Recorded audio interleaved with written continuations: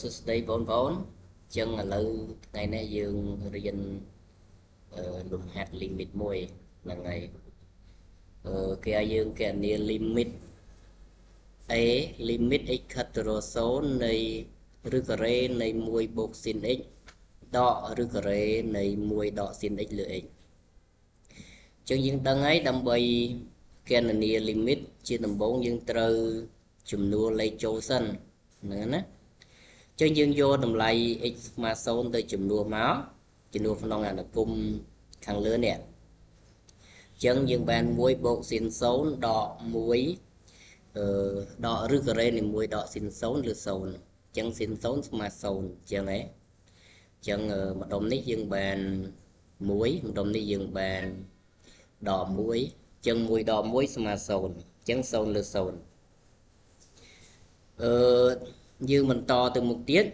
ចឹងដើម្បីគណនា limit រឿងមិនកំណត់0លើ0តែមានជាប់ radical របៀបហ្នឹងគឺយើងត្រូវគុណនឹងកន្សោមឆ្លាស់ណាជាយើងគុណនឹងកន្សោមឆ្លាស់គឺយើងឆ្លាស់សញ្ញាប្រធានលំហាត់យើងសញ្ញាបូកសំទោសសញ្ញាដកចឹងយើងឆ្លាស់មកសញ្ញាបូកវិញហ្នឹងហើយចឹងក្រោយពេលដែលយើងឆ្លាស់ចប់យើងកុំភ្លេចសងគេវិញណាយើងឆ្លាស់ភាគយកយើងសងភាគបែងហ្នឹងហើយចឹងក្រោយពេលដែលយើងឆ្លាស់វារួចលំហាត់ភាគយករបស់យើងហ្នឹងគឺវាចូលរូបមន្ត a ការ៉េដក b ការ៉េហ្នឹងហើយចឹងយើងចំនួនមកវាមកយើងបានប៉ុណ្ណេះចឹងឬការ៉េនៃ1បូក sin x ការ៉េដកឬការ៉េនៃ1ដក sin x ការ៉េចឹងយើងសម្រួលមកយើងបានប៉ុណ្ណឹងហ្នឹងហើយតមកទៀតយើងទូទាត់វាទៅណាយើងទូទាត់វាទៅយើងបាន1ដក1ស្មើ0ហើយ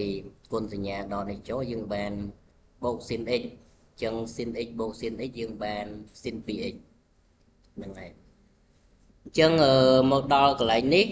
គឺយើងចូលនៅទម្រង់មួយទៀតណាចូលនៅទម្រង់មួយទៀតគឺចូលទម្រង់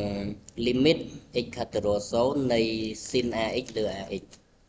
ចឹងកាលណាវាចូលទម្រង់បែបហ្នឹងគឺយើងតម្លៃលេខរបស់វាគឺស្មើ1ចឹងណាចឹងយើងយកមកថែមថយនៅខាងក្រោមមកហ្នឹងហើយថែមថយនៅខាងក្រោមមកយើងផ្ដាច់ limit នេះជា2ផ្នែកដើម្បីយើងស្រួលមើលចឹងណាចឹងនៅក្នុងនេះគឺ limit x ខិតទៅរក0នៃ2 sin x លើ x គុណឲ្យឬការ៉េនៃ1បូក sin x បូកឬការ៉េនៃ1ដក sin x ចឹងយើងបំបែកវាមកមេគុណ2យើងដាក់មកមុខមកហើយ sin x លើ x មកនេះ sin x លើ x អានេះនៅដដែលនេះណានៅដដែលអញ្ចឹងយើងដឹងហើយ sin ax លើ ax ស្មើ1ចឹងមានន័យថានៅក្នុងលក្ខខណ្ឌហ្នឹងsin របស់យើង a របស់យើងគឺស្មើ1ចឹងណាចឹង sin 1x លើ 1x ស្មើ1ចឹងយើងទទួលបានចម្លើយយើងគឺបែបហ្នឹងណាហ្នឹងហើយគឺ2គុណឲ្យ1គុណឲ្យឬគុណឲ្យ1លើឬការ៉េនៃ1បូក0បូកឬការ៉េនៃ1ដក0ចឹងយើងទូទាត់មកចម្លើយសរុបយើងគឺស្មើនឹង1